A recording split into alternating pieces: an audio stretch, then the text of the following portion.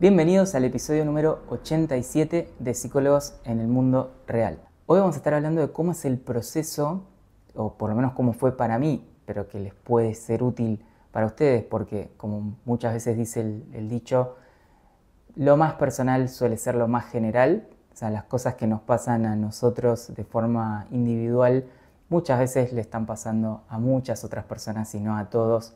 Vivencias muy similares en distintos momentos. Entonces hoy les voy a contar cómo fue ese proceso desde que terminé la carrera y qué fue lo que me empujó a encontrar una solución dentro de todo eso y cómo fue que después terminé armando un proyecto de formación para otros colegas y bueno, en todo esto que es Eduquera. Entonces, habíamos llegado hasta el final del recorrido académico, ahí cuando uno se da la cabeza contra la pared, si no se la dio antes, de decir, ¿a qué me voy a dedicar yo con todo lo que aprendí si no quiero ser psicoanalista? ¿Qué es lo que hay acá como posibilidad laboral? Y no encontrás ninguna. Y dentro de ese proceso a mí lo que más me afectó por lo menos fue el tema económico. Esto sé que fue un motor muy importante. ¿Por qué? Yo no vengo de familia acomodada ni que me podían mantener mientras yo investigo o hago otras cosas, que a veces muchos chicos tienen esa oportunidad y buenísimo que la puedan aprovechar, pero no era mi situación. Mi situación era, tengo que resolver el tema económico sí o sí, porque estudié una carrera para trabajar de eso, claro, con las concepciones que uno tiene cuando empieza una carrera, ¿no? Como les decía el episodio anterior, muy precarias. Estudio psicología que hay más inserción laboral. No era tan así. Había que consultar antes cómo era esa inserción laboral. Que sí se puede trabajar de psicólogo, evidentemente, hay un montón de gente que lo hace. Pero por ahí no de las formas en las que nos lo imaginamos. Y el punto de económico fue muy fuerte para mí, de tener que resolverlo, tal vez para sacar fuerzas de donde no había, o energía, o foco, o creatividad de donde no había, lo sacás en ese momento donde decís, che, esto lo tengo que solucionar como sea. Y ahí, como les decía la vez pasada, es que apareció la terapia cognitivo-conductual y después el análisis de la conducta. Primero apareció la terapia cognitivo-conductual, pero yo les quiero contar cómo empecé a trabajar con pacientes y empecé a darme un lugar cuando ya había iniciado el posgrado de terapia cognitivo-conductual y era de una forma igual muy precaria. Ahora que lo veo de la visión que tengo hoy como clínico, era como, che, que era malísimo los primeros momentos como psicólogo para mí. Pero bueno, es algo que todos vamos a empezar siendo malos y trabajando más o menos, y es parte del proceso, porque nunca uno va a ser experto de golpe, ni por hacer muchos posgrados o estudiar muchos libros, sino que uno se va volviendo experto con el contacto con la práctica, además de la supervisión y formación y lectura personal. Pero la pata del contacto con la práctica es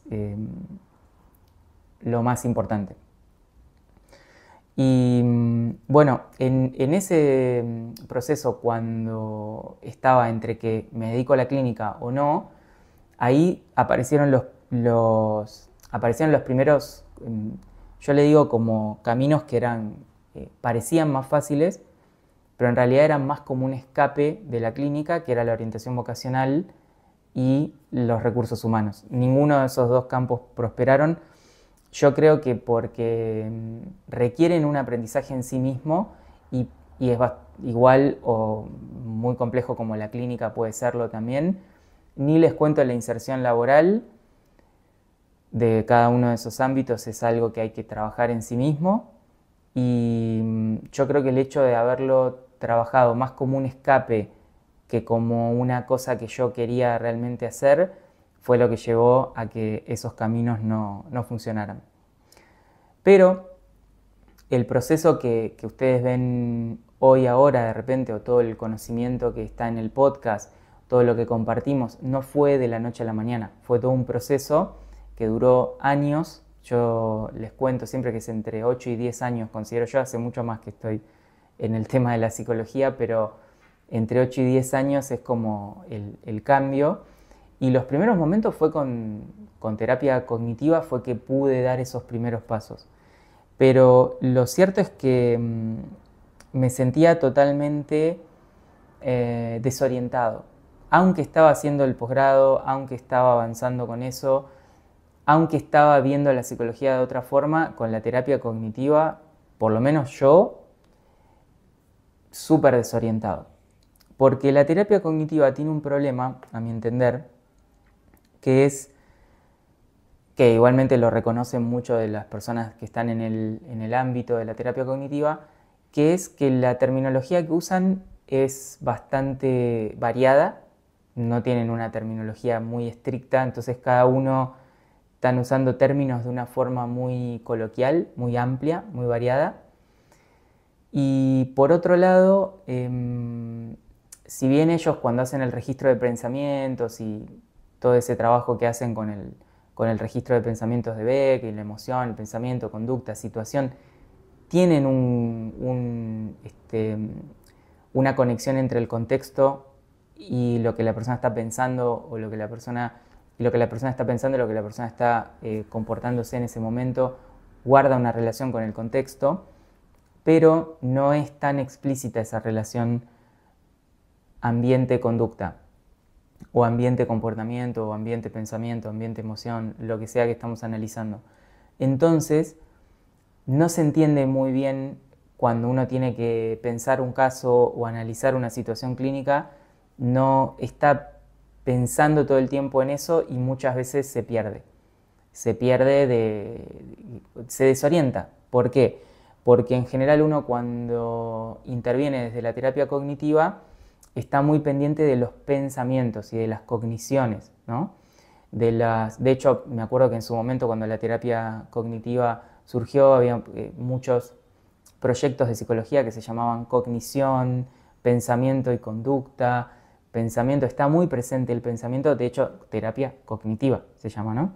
Está súper presente como algo principal dentro de la psicopatología. Y el otro problema que tiene, termino la frase, es que está muy presente el pensamiento y entonces vos estás mirando a tu paciente siempre desde el pensamiento. A ver qué piensa, piensa de tal forma, tiene tal creencia creencia nuclear. Ni les cuento cuando vas a lo de creencia nuclear intermedia y pensamiento automático, que estás todo el tiempo confundido de a ver en qué nivel estás o qué es lo que estás analizando, cuando en realidad por ahí te conviene estar mirando otra cosa. No digo que esté mal o que no se pueda usar ese esquema, sino que no es tan útil o no es tan práctico.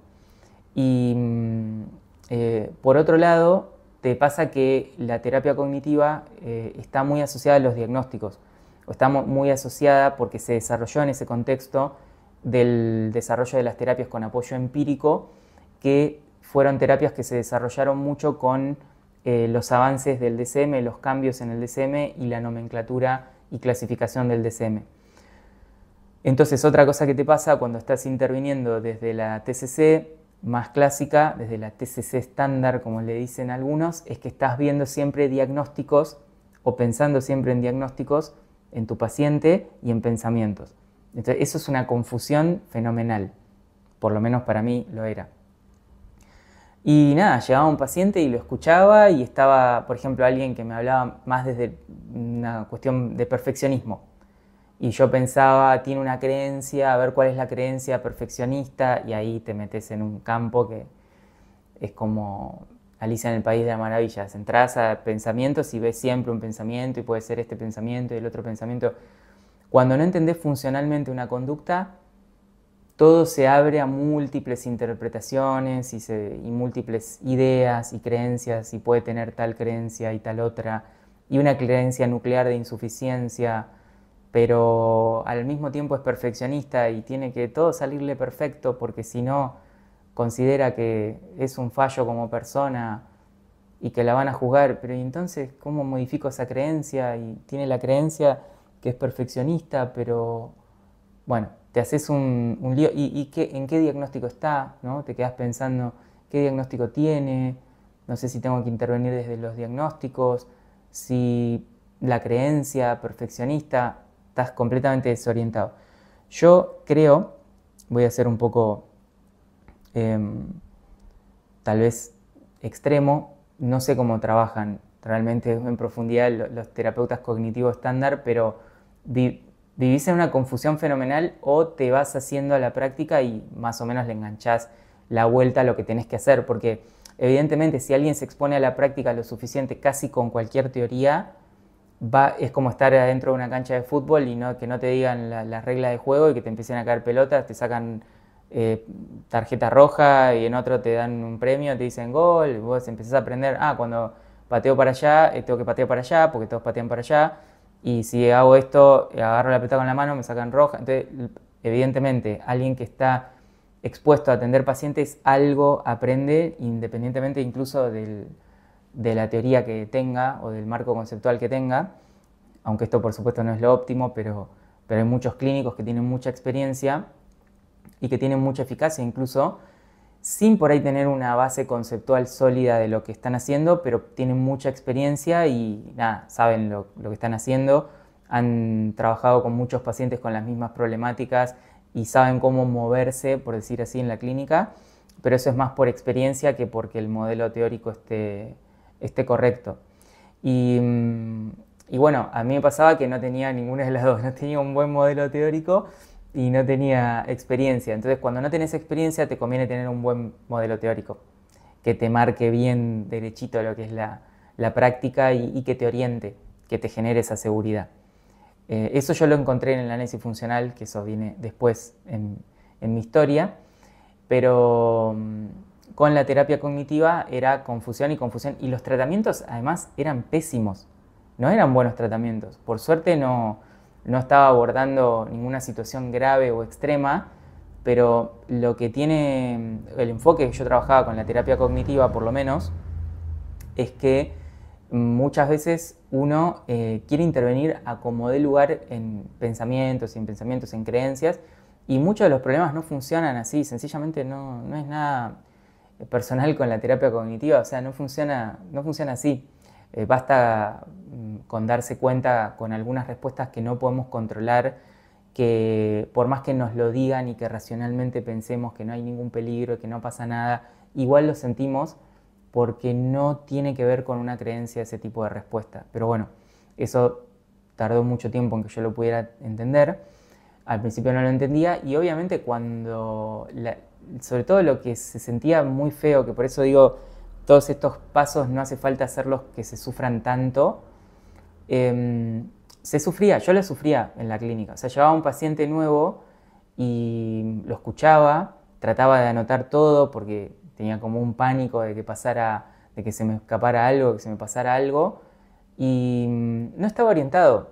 O sea, no lo entendía bien al caso. Trataba de pensarlo con la teoría de las creencias, de los niveles de creencias, si es creencia nuclear, intermedia, o bueno, qué patología, ¿no? Si estamos hablando en qué cosa del DSM, si es un trastorno de ansiedad, pero no podía conceptualizar bien un caso, porque no tenía las bases claras, no tenía un marco conceptual claro de base.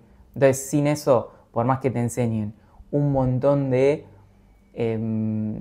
técnicas copadas, muy el Exaflex, ¿no? De ACT, y te aprendes ACT y te aprendes, no sé, el protocolo unificado, está buenísimo, pero eso tendría que venir después de saber bien las bases de la psicología, porque eso lo podés volver a incorporar.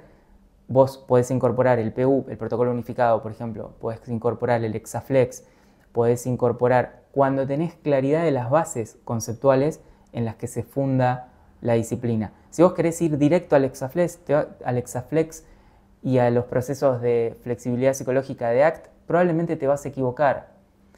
¿Por qué? Porque me estoy yendo de tema, ¿no? Con esto, pero el fundador de ACT ya sabía las cosas de fundamentos conceptuales, pero ahora es como que uno no las sabe cuando entra a ACT.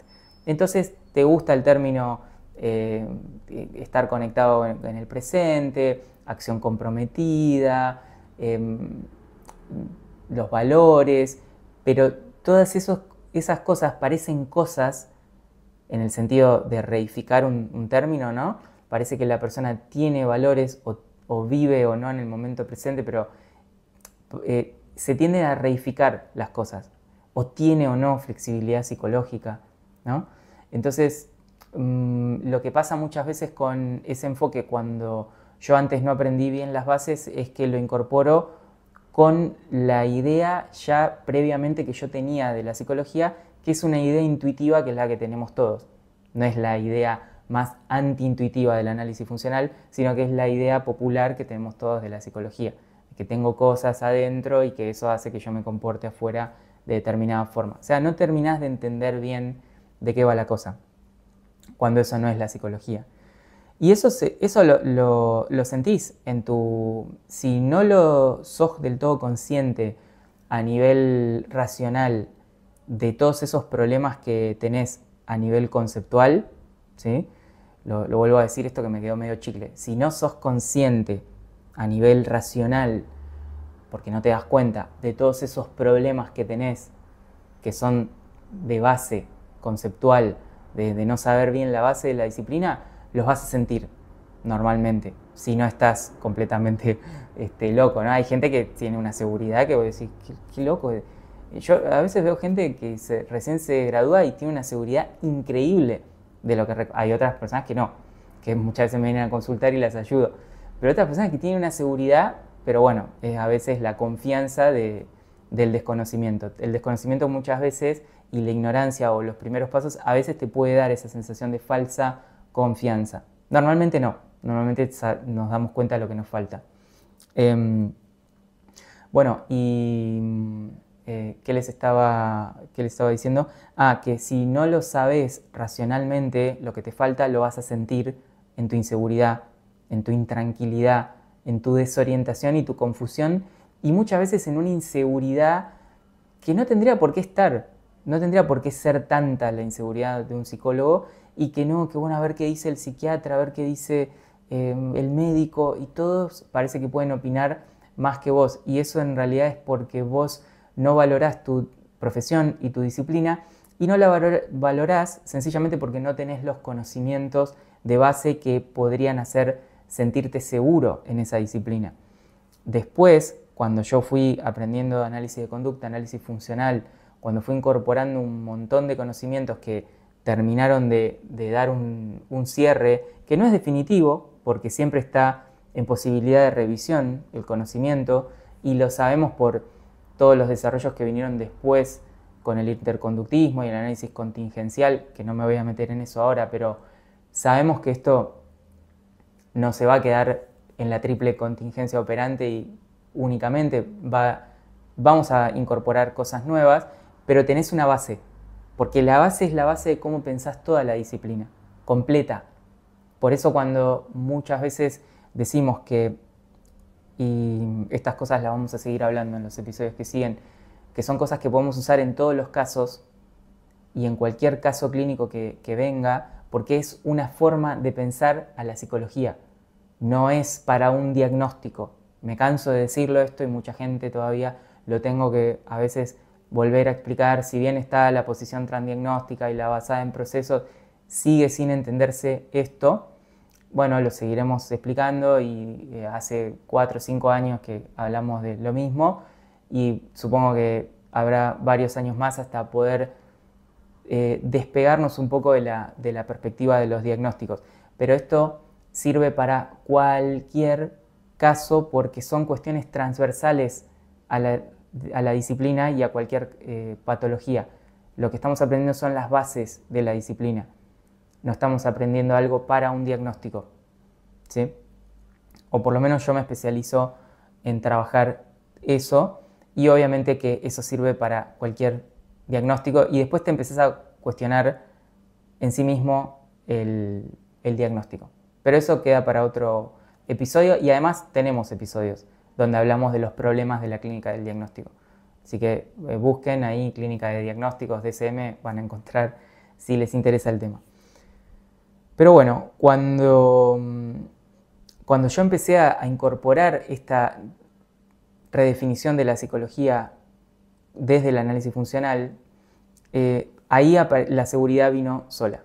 Apareció sola la seguridad y ya cuando hablo con un psiquiatra yo sé de lo que estoy hablando, si hacemos una interconsulta y le sé por qué decir esta medicación, a ver cuál es tu opinión, pero para mí en este problema habría que retirarla, o sí habría que estar, pero habría que cuidar esto, lo otro, o yo estoy trabajando en esto y entiendo bien cuál es mi función en un campo interdisciplinario, y que lo del médico es diferente, no importa lo que opine, no entiende exactamente de lo que estudiamos nosotros, y el psiquiatra tampoco entiende exactamente de lo que estudiamos nosotros, y nosotros tenemos un campo disciplinar específico que es del psicólogo y que tiene que sentirse fuerte y seguro en eso que lo tiene ese campo disciplinar y ese campo conceptual para sentir esa seguridad. Que no se haya incorporado bien, que no se haya enseñado bien, o que no guste tanto el marco conceptual de análisis funcional, o que no haya sido tan popular, eso es otra cosa. Pero que es el que puede darte esa seguridad, yo por lo menos lo experimenté así, y con muchos alumnos y otros colegas he visto que también.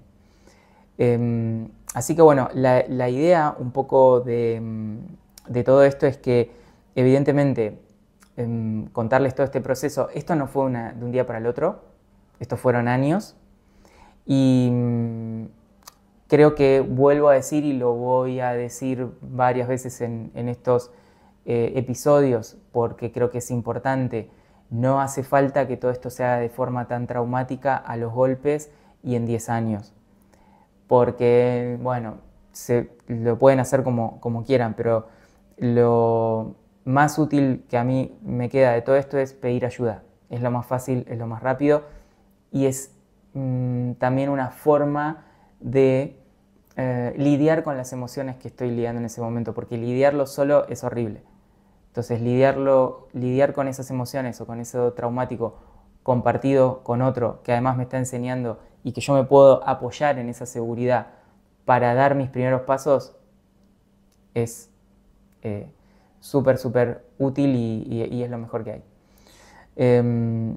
Así que bueno, básicamente en todo este recorrido espero que les haya servido, que se hayan podido identificar o no, pero que por ahí algunas de las cosas que estuvimos aprendiendo y comentando les aporten, y nos estamos viendo el próximo episodio. Chau, chau.